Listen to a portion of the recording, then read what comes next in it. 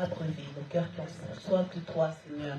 Que nous puissions vraiment discerner ta voix dans ce que tu as déposé sur son cœur, qu'elle ne retienne rien, qu'elle ne retranche rien, Seigneur, à ta parole, mais qu'elle soit fortifiée, Seigneur, remplie d'assurance pour nous parler de ta part, Seigneur, et que les besoins de nos cœurs soient pourvus dans le nom de Jésus-Christ.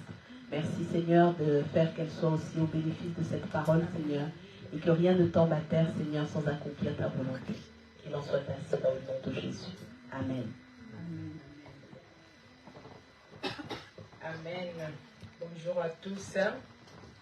Je vous salue au nom de notre Sauveur et Seigneur Jésus-Christ. Vous qui êtes sur Facebook, vous qui êtes en présentiel et vous qui êtes sur Skype. Ce matin, Dieu va nous parler. Il me parle en premier, il m'a parlé. Et ce qu'il a mis en moi, c'est ce que je vais vous apporter ce matin. Amen. Le thème de ce message, je l'ai intitulé, ce que Dieu m'a donné, faire la volonté de Dieu face au siècle actuel. Faire la volonté de Dieu face au monde actuel. Comme nous savons tous, ce monde ou ce siècle est dirigé par Satan. Satan qui a été rebelle dès le commencement et il veut entraîner avec lui beaucoup pour les amener là où lui, son sort lui a été réservé. Et Satan travaille avec les mondes. Et ce matin, faire la volonté de Dieu face au siècle actuel, j'allais dire qu'il ne suffit pas de naître de nouveau. Il ne suffit pas d'être baptisé. Il ne suffit pas de consulter Facebook et avoir toutes les prédications et enseignements. Il ne suffit pas non plus de venir à l'église. Mais ce qui est important, c'est de faire la volonté de Dieu. Et bien aimé, ce siècle actuel, comme je l'ai dit, le monde actuel. Est-il compliqué de faire la volonté de Dieu devant ce siècle actuel? Le diable va répandre en nous, dans le monde, toutes sortes de choses pour nous empêcher de faire la volonté de Dieu. Le diable, l'ennemi de nos âmes, va injecter beaucoup de plaisir, que ce soit dans les médias, que ce soit dans les sports, que ce soit dans la recherche de réussir. Faisons très très attention. Tout ceci, c'est pour nous éloigner de la volonté de Dieu. Et si nous n'avons pas le discernement, nous allons être éloignés de la volonté de Dieu et accomplir le travail du diable. Faire la volonté de Dieu exige une vie de séparation avec les principes de ce monde. Alléluia.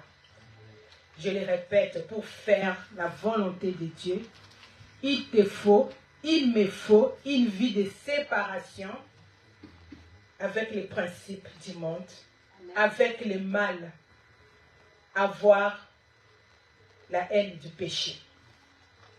Lorsque j'utilise le terme siècle ou monde, comme j'avais dit dès le début, souvent nous faisons référence au système de pensée, à cette organisation qui est commandée par l'ennemi Satan. Je vais nous inviter à prendre nos Bibles et nous allons lire Romains 12. Nous allons d'abord prendre la lecture de Romains 12, 1 à 2. Je vais demander à notre frère Philippe de nous faire la lecture. Romains 12, 1 à 2. Je vous exhorte donc, frères, par les compassions de Dieu, à offrir vos corps comme un sacrifice vivant, saint, agréable à Dieu, ce qui sera de votre part un culte raisonnable. Ne vous conformez pas au siècle présent, mais soyez transformés par le renouvellement de l'intelligence, afin que vous discerniez quelle est la volonté de Dieu, ce qui est bon, agréable et parfait. Amen, amen. Bien-aimé, c'est un verset que nous tous nous connaissons. Sans une vie de séparation avec le siècle présent, il est difficile de faire la volonté de Dieu. Je peux même dire, il est impossible de faire la volonté de Dieu. Et ceci va nous amener à la perte d'une relation intime avec Dieu. Et nous allons nous contenter que d'une relation superficielle. Et lorsqu'on est dans cette relation superficielle, on peut se dire que nous sommes des enfants de Dieu qui font la volonté de Dieu. Non. Sans une vie de séparation avec les mondes actuels, les systèmes de pensée actuels, les faux raisonnements, il est difficile de faire la volonté de Dieu. Amen. C'est conduire selon les pensées de ces mondes actuels, selon les raisonnements actuels, selon les propositions que le monde nous envoie, nous empêchera d'avoir une foi qui plaît à Dieu. Aucun enfant de Dieu qui se conforme aux propositions de ces mondes, au raisonnement de ces mondes, ne peut avoir une foi qui plaît à Dieu. Nous devons être renouvelés dans nos pensées. Nous devons être renouvelés dans nos raisonnements. Sinon, c'est très dangereux. Amen.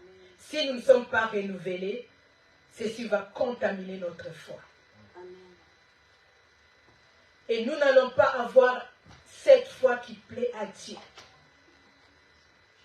Les faux raisonnements, les fausses pensées, tout ce qui est de ce monde contamine notre foi.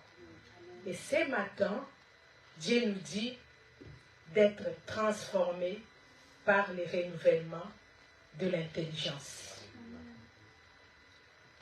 C'est là de ne pas être conforme. Quand on dit conforme, donc ça veut dire qu'on a pris la forme. Combien de fois nous prenons la forme du monde? Dieu nous dit ce matin de ne pas être conforme aux pensées de ce monde, de ne pas faire comme le monde fait, de ne pas imiter. Il y a plusieurs écritures dans la parole de Dieu qui nous empêchent à vivre comme le monde vit. Bien sûr, le monde n'est pas composé que des enfants de Dieu. Le monde n'est pas composé que des croyants. Dans ce monde, il y a aussi les non-croyants. Il y a les non-croyants qui sont dans ce monde. Mais Dieu nous dit de ne pas nous conformer. Quelle influence les non-croyants ont sur nous? Pourquoi il dit de ne pas nous conformer? Parce que l'amour du Père n'est pas dans celui qui se conforme dans le monde. Amen. Il n'y a pas de calcul à faire. Dieu est clair. Ou tu aimes le monde, ou tu l'aimes. On ne peut pas faire les deux à la fois. On ne peut pas aimer le monde et en même temps aimer notre Dieu. Ce n'est pas ce que la parole de Dieu nous dit. Soit tu seras attaché à l'un et tu vas détester l'autre et tu vas avoir une vie superficielle de foi. Alors Dieu nous dit, si tu es tiède, si tu n'es ni chaud ni froid, il va te vomir. Nous sommes appelés à faire les choix. Dieu nous dit de ne pas aimer le monde. Mais tellement l'ennemi est sournois, peut-être on n'aime plus le monde de façon à ne plus aller dans de boîtes de nuit, de ne plus nous asseoir avec ceux qui font du mal, mais il peut te retenir, me retenir dans ces petites choses qui nous mènent à la distraction et nous faire oublier d'accomplir la volonté de Dieu. Et ceci peut être prouvé par ce qui occupe notre journée. Oui, c'est vrai, nous allons au travail parce que la parole nous dit que celui qui ne travaille pas ne mange pas non plus. Mais qu'est-ce que je fais de mon temps? À quoi je passe plus de temps? Est-ce que je passe beaucoup plus de temps à chercher à accomplir la volonté de Dieu ou bien à chercher le plaisir de ce monde? Il me faut une séparation. Là où il y a des choses qui mènent à l'intérêt de Dieu et là où il y a les choses qui mènent à l'intérêt du monde. C'est ce que Dieu veut nous dire ce matin, de faire cette nette séparation. On ne peut pas être entre deux. Faisons cette nette séparation pour pouvoir accomplir la volonté de Dieu. Amen. Nous sommes bien sûr dans ce monde. Et sachant que faire la volonté de Dieu sera toujours en opposition avec les plaisirs de ce monde. En tant que chrétien. Comment j'agis lorsqu'il arrive des épreuves, lorsqu'il arrive les complications? Est-ce que je suis prête à faire la volonté de Dieu ou bien je vais chercher autre chose pour me conformer au monde? Le Seigneur Jésus-Christ est passé par la souffrance. Le Seigneur Jésus-Christ est passé par les épreuves. Mais il a choisi de faire la volonté de Dieu. Amen. À Gethsémane, nous sommes tous sans savoir qu'il a vu cette coupe. Il a vu cette coupe. Mais notre Seigneur Jésus-Christ a choisi de faire la volonté de Dieu. Mon frère, ma sœur, ce matin, et moi-même, Dieu nous demande, devant les épreuves, devant les difficultés, est-ce que j'ai choisi de faire la volonté de Dieu ou bien j'ai choisi les faux raisonnements qui défilent dans ma tête? Ou bien j'accepte les propositions du monde? Ce matin, Dieu nous appelle à faire sa volonté face aux complications de ce monde. Et nous allons prendre le deuxième passage des Corinthiens 10 à 5. Je vais demander encore à un de nos jeunes frères ou une sœur de nous faire la lecture. Des Corinthiens 10 à 5.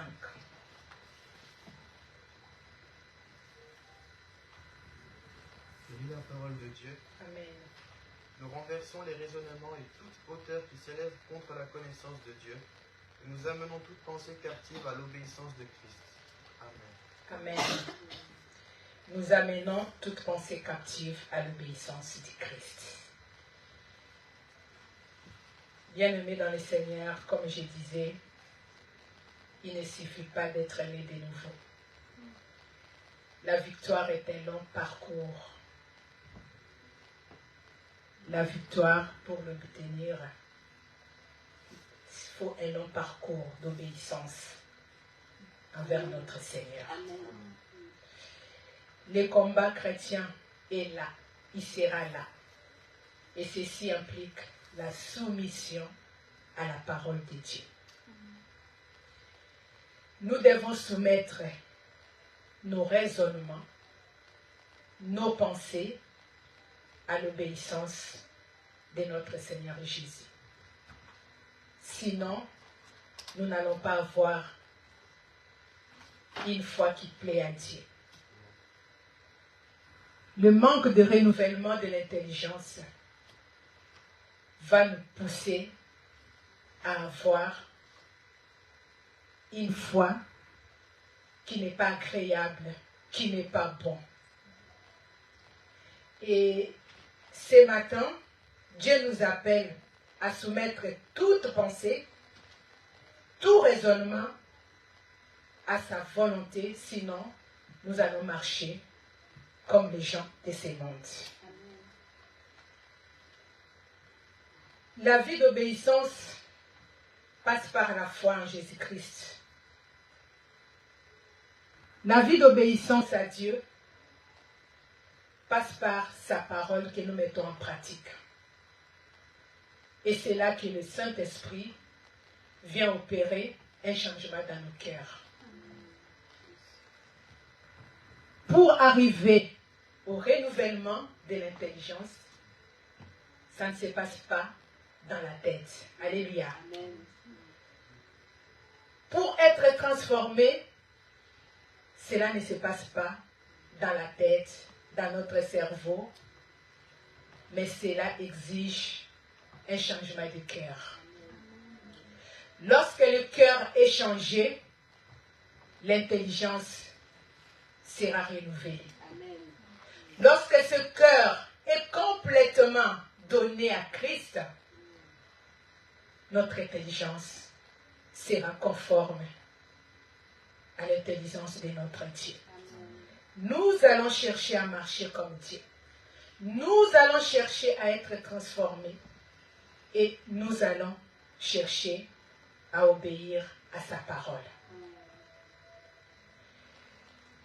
C'est l'évangile qui convainc le cœur. Jésus-Christ, où la parole de Dieu n'est pas comme les gens de sectes de ce monde qui sont là à chercher à faire le lavage des cerveaux. Mais nous, Dieu nous invite à accepter et à mettre en pratique sa parole, son évangile, pour que le cœur soit changé. Si le cœur a reçu la parole de Dieu avec conviction du Saint-Esprit, l'intelligence sera renouvelée. Dieu insiste ce matin pour que nous puissions être transformés par le renouvellement de l'intelligence, de ne pas agir comme le monde actuel. Et Dieu insiste souvent, lorsque nous sommes dans les épreuves, dans les difficultés, l'ennemi n'est pas loin. C'est là qu'il va injecter ses pensées, son raisonnement pour pouvoir t'éloigner de Dieu. Il va même bâtir des forteresses. Nous connaissons tous les forteresses. Donc nous connaissons les tours de ce monde, c'est bâti avec les matériaux solides. Et qui peut renverser ces forteresses dans nos pensées? Il n'y a que Jésus-Christ lorsque nous lui confions notre cœur. Et la tête sera transformée. Apporte tes pensées à l'obéissance de Christ. Apporte ton raisonnement qui n'est pas de Dieu à l'obéissance de Christ. Sache que ceci ne vient pas de Dieu. Cela vient de Satan qui rôde. Il rôde. C'est toi qu'il est en train de chercher. C'est moi peut-être qu'il cherche. Mais la Bible nous dit que Dieu a oint Christ. Il lui a donné la puissance, le pouvoir pour venir nous sortir de ces prisons, des faux raisonnements, de ces fausses pensées. Ce matin, Dieu veut te sortir, mais sortir de ces prisons. Il y en a beaucoup. C'est à moi de me laisser disposer. Est-ce que vais-je sortir de ces prisons, des faux raisonnements qui créent les dégâts, qui fait la destruction et qui nous empêche d'avoir une foi véritable? Faisons très très attention. Comme je le disais, le diable n'est pas loin. Il est sourd. Il injecte des choses juste pour nous empêcher de faire la volonté de Dieu. Nous allons prendre encore 1 Corinthiens, 1 chapitre 18. Je vais demander à Frère Philippe de nous lire.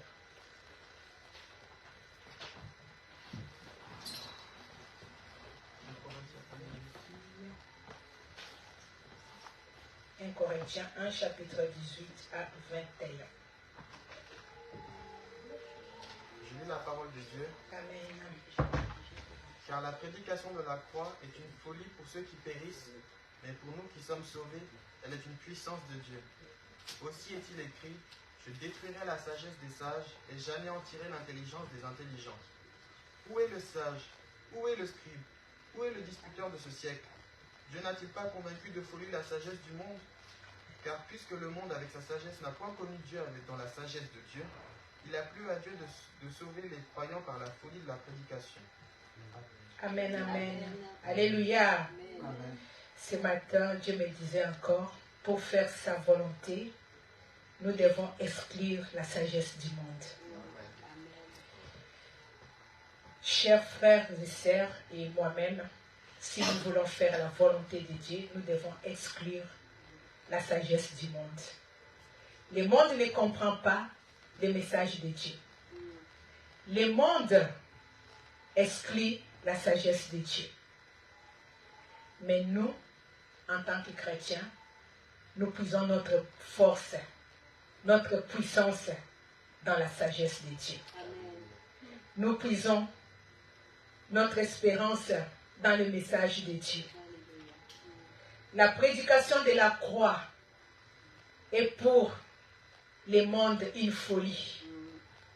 Pour eux, c'est une folie qu'on peut se dire que Christ est mort et ressuscité. Non seulement c'est une folie, mais le monde cherche aussi à être en rébellion avec la prédication de la croix. Christ est mort et ressuscité. Il est venu nous apporter la vie. Il est venu nous donner une nouvelle manière de vivre. Mais le monde ne comprend pas ces messages. Pour le monde, marcher selon Dieu, il n'arrive pas à comprendre. Mais nous, les messages de la croix, nous communiquent la vie. Le message de la croix nous communique la puissance et la richesse afin d'entrer dans les plans de Dieu. Chers frères et sœurs, nous allons voir ce qui caractérise le monde et ce qui caractérise le royaume de Dieu et Dieu lui-même. Et Dieu me disait et me montrait dans plusieurs passages, et il me disait que le monde fonctionne selon la logique. Amen. Mais Dieu fonctionne par amour. Le monde te dira dent pour dent, œil pour œil. Mais Dieu nous dit d'aimer ceux qui nous haïssent, ceux qui nous maltraitent. Le monde dira de détester ceux qui nous font du mal. Mais Dieu nous dit de bénir ceux qui nous maudissent. Il y a opposition entre les mondes et ce que Dieu veut. Faire la volonté de Dieu, peut-être que je me répète, mais c'est faire ce que Dieu veut. Dieu nous demandera d'accorder le pardon à ceux qui nous ont fait du mal. Dieu nous demandera d'être humble, de vivre dans l'humilité même si nous avons raison, juste pour chercher à amener un cœur au salut et de ce cœur à accepter la parole de Dieu. L'enfant de Dieu va obéir à ces messages, d'être humble, de s'humilier, d'accorder le pardon par obéissance à la parole de Dieu. Le monde va nous traiter de naïfs lorsque nous sommes là à faire la volonté de Dieu, parce qu'il ne reçoit pas les messages de Dieu. Il ne reçoit pas le message de Christ mort et ressuscité. Voilà pourquoi, ce matin, Dieu nous demande de ne pas nous conformer au siècle présent, car la sagesse du siècle présent exclut Dieu. La sagesse du siècle présent est en rébellion. La sagesse du siècle présent ne comprend pas la sagesse de Dieu. Est-ce que ce matin, nous sommes en mesure de recevoir le message d'amour que Dieu nous donne pour pouvoir faire sa volonté? Ou bien, il y a toujours ces forteresses qui sont en nous pour pouvoir faire la volonté de Dieu? Il est encore important de détruire ces forteresses. Mais c'est vrai que seuls, nous ne pouvons pas y arriver, malgré notre bonne disposition. Mais c'est le cœur et la confiance en Dieu et se remettre au Saint-Esprit par la foi en Jésus-Christ qui a été oint, qui a été vêtu de puissance pour pouvoir écrouler toutes ces forteresses qui sont bâties en nous. C'est en ces moments que nous allons marcher contrairement à la sagesse de ce monde. Dieu nous dit de ne pas aimer le monde. Le monde va à un rythme qu'on ne peut même pas imaginer. Le monde est à la recherche de s'améliorer, de se perfectionner, mais ça ne sera pas possible. Tout cela, c'est pourquoi, pour faire oublier à l'enfant de Dieu que nous sommes pèlerins sur terre. Enfants de Dieu, nous allons savoir que nous sommes étrangers sur terre. Ne courons pas à chercher des choses qui vont nous attacher à ce monde. Oui, c'est vrai, nous allons chercher à bâtir, à construire, comme si nous allons rester éternellement dans ce monde. L'enfant de Dieu va vivre sa foi tout en sachant que nous sommes des passagers sur terre. Dieu n'interdit pas d'évoluer, de se documenter, non. Mais tout ce que nous allons faire, que ce soit pour l'intérêt premier de notre Seigneur Jésus-Christ. Si nous allons nous enrichir, nous nous enrichissons pour Dieu. Si nous allons prospérer, nous prospérerons pour Dieu. Si nous allons avoir des bacs plus 20, nous les avons pour Dieu. Amen. Mais l'ennemi va profiter de cette intelligence des fois pour détruire ce que Dieu veut bâtir en nous. Pour nous amener un autre message. Vous vous imaginez qu'être médecin, c'est Dieu qui donne l'intelligence et la sagesse. Mais le diable va passer derrière pour donner l'intelligence de pouvoir faire des avortements pour tuer les fœtus. Le diable va passer derrière pour développer les médias, pour développer l'Internet, juste à te retenir captif pour ne pas te donner le temps de chercher la volonté de Dieu. Dieu me disait ce matin de parler à nos jeunes frères, jeunes sœurs, ceux qui se sont donnés à Christ. Faites très attention. Faites très attention puisque le monde se développe. Le monde est au développement, que le média, que les systèmes de réseau ne vous retiennent pas captifs. Et lorsqu'on est dans ça, on peut se contenter du peu de la foi qui reste en pensant qu'on est toujours debout, alors que l'ennemi est à côté pour pouvoir tuer la sémence qui est en toi à petit feu. Faisons attention. Lorsque vous voyez ces signes et que la plupart du temps, on passe à autre chose qu'à chercher Dieu, il est vrai, on va à l'école, à l'université, pour pouvoir se former, mais n'oubliez pas que c'est Dieu qui est en première position.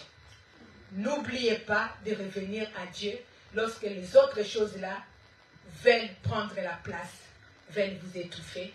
Il est bon à chaque fois de revenir à Dieu. Parce que vous êtes une race élue. Vous aviez été choisis comme nouveaux parents. pour faire la volonté de Dieu et non se conformer au siècle actuel.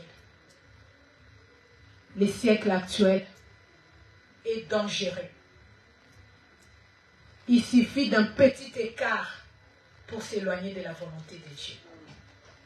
Dieu nous appelle ce matin à vivre cette foi qui nous aidera à faire sa volonté. Où trouver cette foi? C'est en obéissant à la parole de Dieu. En mettant en pratique la parole de Dieu, comme nous dit Jacques. Ne nous bornons pas seulement à écouter, mais pratiquons lorsque nous mettons en pratique cette parole. Confrontons les faux raisonnements, les fausses pensées avec la parole de Dieu. Utilisons la parole de Dieu, c'est cette parole de Dieu qui fait fuir les diables. Beaucoup plus, comme nous le savons, les diables utilisent beaucoup plus ces champs d'action qui est les pensées. Les raisonnements, c'est les champs de bataille. Il va chercher à modifier, à faire la copie de la véritable parole de Dieu. Juste pour nous satisfaire et que nous sachions que nous sommes dans la bonne foi. C'est la parole de Dieu, lorsque nous la mettons en pratique, qui va nous aider à ne pas nous conformer au siècle présent. Et si nous ne pratiquons pas cette parole, et si nous restons qu'au niveau de l'écoute, sans nous rendre compte, nous allons être surpris à agir comme le monde. Celui qui aime le monde, l'amour du Père n'est pas en lui. Il n'y a pas de calcul à faire. Là, on parle du monde. Oui, nous vivons dans le monde. Ce n'est pas le monde où nous sommes, où nous allons travailler, mais c'est le système de pensée. L'organisation qui est dirigée par le diable. C'est dans tous les détails que maintenant le diable prend possession. Il agit. Ça peut être au lieu de travail, dans nos familles, à l'école. Il injecte ses pensées, ses raisonnements. Dieu nous dit ce matin d'être renouvelés par notre intelligence. Ayons une intelligence renouvelée.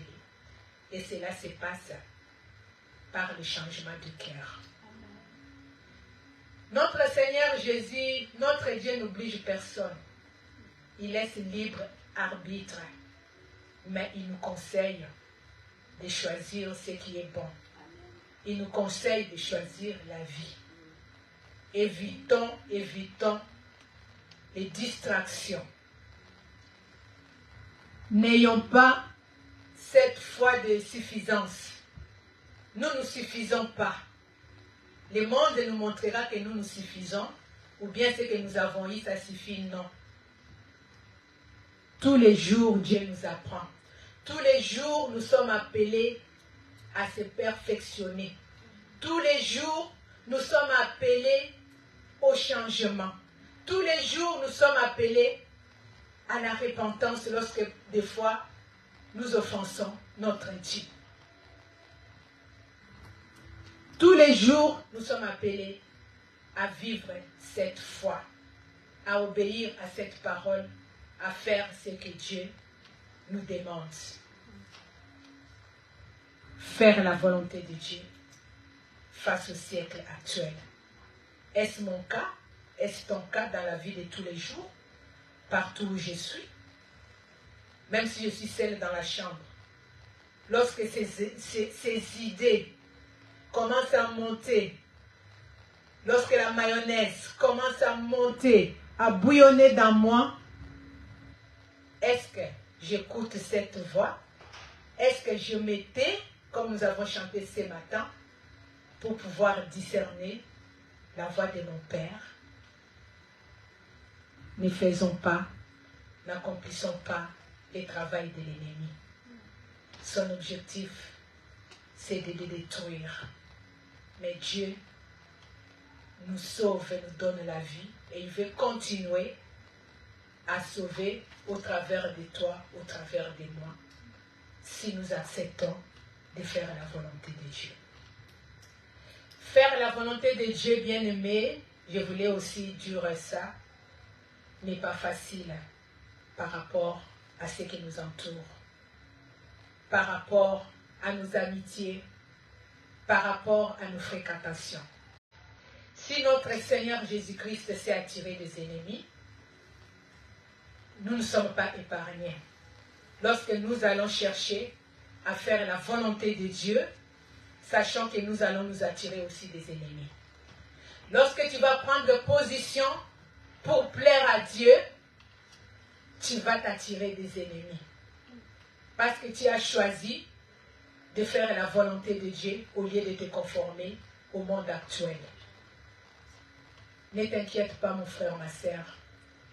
Sache que Dieu est au contrôle pour pouvoir s'occuper de ceux qui te feront la guerre puisque toi tu as pris la bonne position. Faisons la volonté de Dieu quoi qu'il en coûte.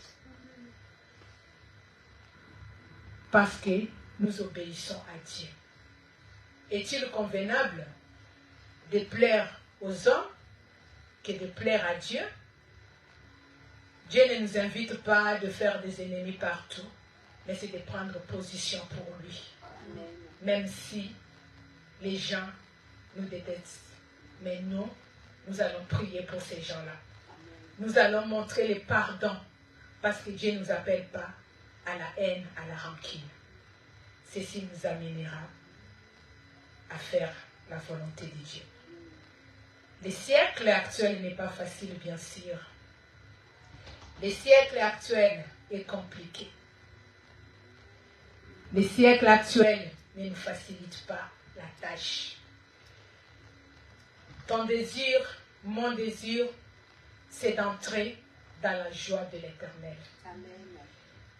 Lorsqu'il viendra à son avènement, qu'il te dise, bon et fidèle serviteur, bonne et fidèle servante, entre dans ma joie.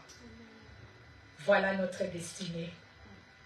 Voilà ce qui va nous pousser à faire la volonté de Dieu, malgré que c'est dur, malgré que c'est compliqué.